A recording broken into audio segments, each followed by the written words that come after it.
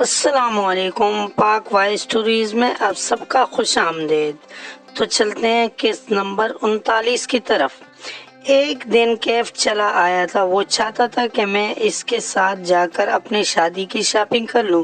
اس میں کوئی اعتراض والی بات بھی نہیں تھی۔ سو مما نے مجھے اجازت دے دی تھی۔ تقریباً 3 دن تک شاپنگ کا سلسلہ چلتا رہا تھا، اگرچہ شاپنگ بھی میں نے نہ ہونے کے برابر کی تھی۔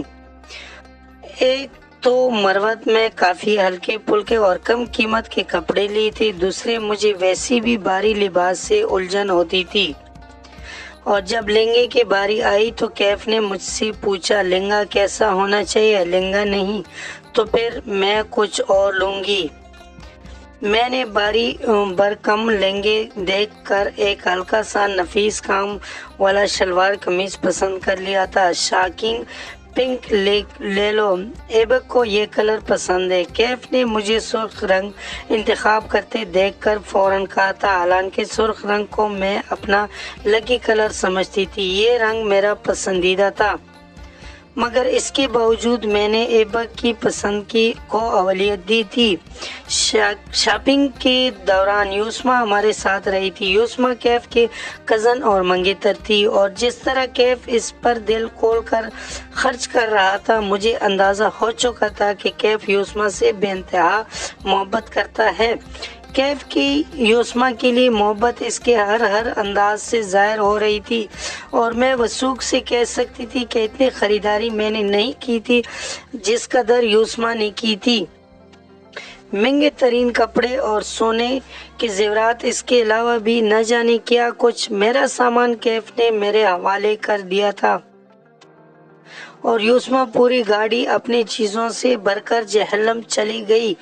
حالانکہ جب میں برائڈل ڈریس خرید رہی تھی تب کیف برابر مجھے جتا رہا تھا، ہاتھ ہولا رکھنا فرینڈ تمہارے۔ انہوں نے میری جیب میں کچھ خاص رقم بھر کر نہیں بھیجا، اپنے بھائی سے کہنا وہ شادی کر رہا ہے یا پھر برتھ ڈے سیلیبریٹ کر رہا ہے، میں نے بنا کر کہا۔ اگرچہ مجھے خود ان باتوں کا خاصا خیال تھا، مگر کیف کا بار بار جتانا مجھے بہت برا لگ رہا تھا۔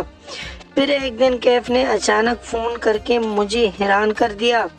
ایبک سے بات کروں گی وہ مجھ سے پوچھ رہا تھا، مگر کیوں؟ میں گھبرا اٹھی۔ شادی میں چند دن تو رہ گئے تھے، اور آج سے پہلے ادھر سے کوئی ایسا معاملہ سامنے نہیں آیا تھا، اور پھر مما سے پوچھے بغیر میں بھلا کیسے بات کر سکتی تھی؟ بس ایسی ہی۔ تم نہیں کرنا چاہتی ہو تو کوئی بات نہیں۔ کیف نے مزید کچھ سننے سے پہلے فون رکھ بھی دیا تھا۔ سچ تو یہ تھا کہ کیف کو بھی میں سمجھ نہیں پائی تھی، عجیب سا بندہ تھا، گھڑی میں تولا گھڑی میں ماشا۔ انہی الجھی سلجھی سوچوں سمیت شادی کا دن بھی آ گیا تھا۔ اس دن عام لڑکیوں کی طرح مجھ پر بھی گھبراہٹ سوار تھی، اور آنسو بھی وقتاً فوقتاً بغیر کسی وجہ سے گرتے جا رہے تھے۔ مما اور بڑی مما میرے سامنے خود کو بشاش رکھنے کی کوشش کر رہی تھی، مگر یہ کوشش کبھی کبھی ناکام ہو جاتی تھی۔ پورا گھر مہمانوں سے بھرا ہوا تھا۔ گھر کے لان میں شامیانے لگے تھے۔ رات کو مہندی کی تقریب کا انتظام ہوٹل میں تھا۔ البتہ بڑی مما کی خواہش تھی کہ رخصتی کسی ہوٹل سے نہیں بلکہ گھر سے ہونا چاہیے۔ نکاح سے کچھ دیر پہلے میں نے عجیب سی دبی سرگوشیاں سنی تھی، اور کچھ دیر بعد کھل کر بات سامنے آ گئی۔ کیف نے مما سے بڑے واضح لفظوں میں کہا تھا، آنٹی جی آپ نکاح نامے میں حق مہر کے طور پر ایبک سے کچھ بھی لکھوا لیں، سائی کے تحفظ کے طور پر بیٹا اس کی کیا ضرورت ہے؟ جو کچھ شرعی طور پر ہوگا ہمیں منظور ہے، مما نے سلیقے سے کہا تھا۔ اگرچہ بات تو درست تھی، مگر میرے والدین اس چیز کو کافی غیر مناسب سمجھتے تھے۔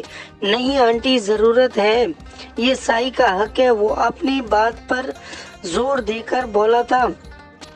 میں ایبک سے بات کرتا ہوں، وہ اپنا گھر 4 فرنچائز میں سے 2 فرنچائز اور کارخانہ سائی کے نام لکھ دے، یہ سائی کا حق مہر ہوگا۔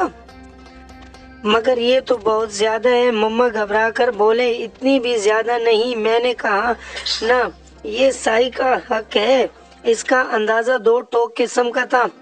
मम्मा चुप्पी से हो गई। अगरचे मुझे भी ये हक मेर बहुत ज्यादा लग रहा था, मगर मैं बोलने के पोजीशन में नहीं थी, वरना जरूर बोल उठती। एबे क्या समझेगा हम किस कदर लालची हैं। मुझे यही सोच मारे डाल रही थी। मैं मम्मा को मना करना चाहती थी, मगर पापा और डैडी के साथ मौलवी साहब को देखकर खामोश हो गई थी। अगरचे सुनने में आया था कि एबक ने कैफ के इस मुतालबे पर काफी नागवारियत का इजहार किया था। वो मान नहीं रहा था, मगर न जाने कैसी कैफ ने इससे मनाकर ही दम लिया। कैफ के खुलूस और हमदर्दाना फितरत की मैं कुछ और कायल हो गई थी। सफीना बेगम यानी कैफ की मामा इस वक्त भी कुछ नहीं बोली थी। जब हक मेर के मुतालिक दबी दबी सरगोशियां होने लगी थी, तब भी वो खामोश थी और सर झुकाए बैठी रही थी।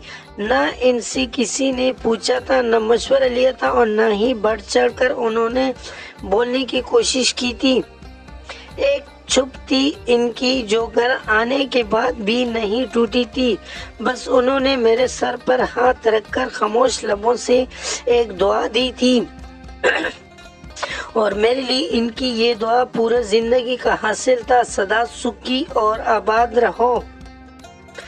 उम्मीद है आप लोगों को ये स्टोरी का किस पसंद आया होगा। अगर पसंद आया तो वीडियो को लाइक कर ले, कमेंट में अपने राय का इजहार जरूर कर लेना, और चैनल को सब्सक्राइब कर ले, बेल नोटिफिकेशन को ऑन कर ले, ताकि हमारा आने वाला किस्त आपको बआसानी पहुंच सके। अगले किस्त में फिर इंशाल्लाह मुलाकात होगी। अल्लाह हाफिज।